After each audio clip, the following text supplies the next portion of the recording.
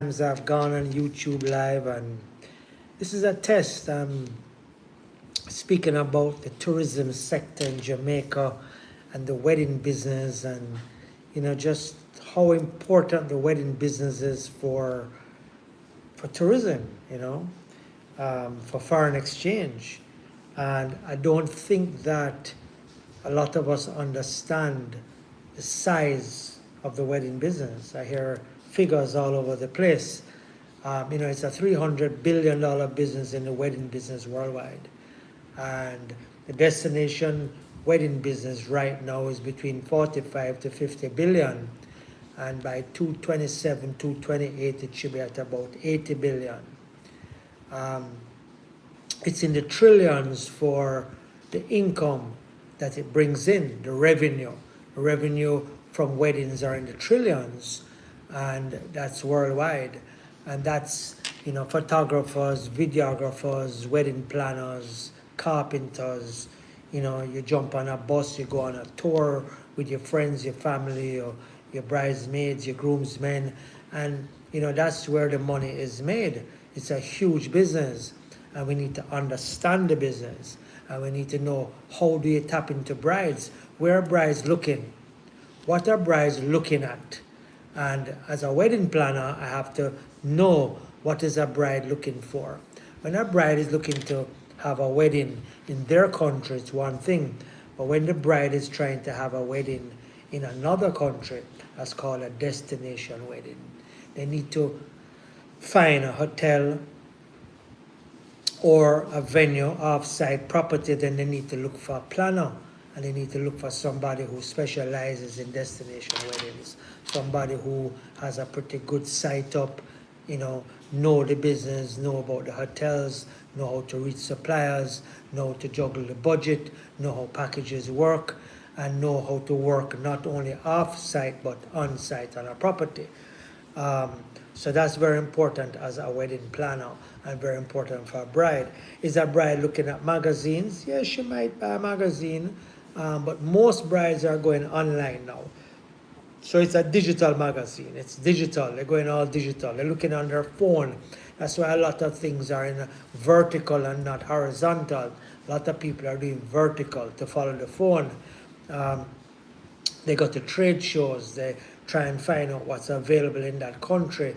Or, maybe they'll go to a trade show, say, in Florida, and they'll meet a company from Jamaica or a hotel from Jamaica, and they'll be able to interact with that hotel or interact with that property like a Rose Hall or a Devon House, and they'll be able to interact with, wedding planners or decor companies or bakers or, photographers, and they interact. They take the information, usually by QR code, and they download it to their phone or they pick up a card. And brides are looking that way, Brides are they watch TV shows, they look at different ads that might take place, like say a Sandals or a Couples or a Rio or something like that, and they look at those ads and they go, wow, that's a beautiful property, and then they go deeper. But then they need that planner. They need that planner to help them to connect the dots together, to reach out to the property, reach out to the wedding manager. The wedding manager then ties it up once you're going to have it there with a contract. Once I sign the contract, she passes it on to the hotel planner, whether she's a coordinator, he's a coordinator and a planner, and then they work together with the bride's actual wedding planner, who would be the destination wedding planner, and they work to fine-tune the package, fine-tune the budget, do upgrades if are needed. The planner in the country will go to the property and do live videos and show them live, not just look at our website. Sometimes you want live stuff. You want to be able to log on WhatsApp or log on whatever and see the venue, see the locations, meet with the planner on the property. And these are the things that a planner, a wedding planner, and a destination wedding planner would do. And a bride, what does that bride look to do? And when the bride decides that that is where she's going to choose, it's also not just the bride but the groom, and then they get the parents involved, they get people involved. So there are a couple of things that need to take place. And then after that, what happens? You hand it over to a travel agent. Now, some wedding planners are also travel agents like me, and I'll be able to organize the booking, the packages for the rooms, get the rate for the room, work along with the sales department and the reservations department, and it all depends on how many people are coming.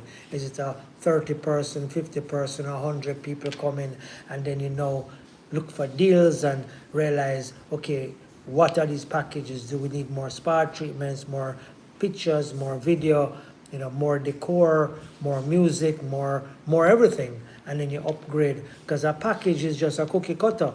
You start with small packages for 10, 15 people, and you can go up to 90 people and more. But that package itemize what you get for that money. Anything after that, you pay more for. So this is just my 2 cents. I have a My 2 Cents channel on YouTube now. This is my 2 cents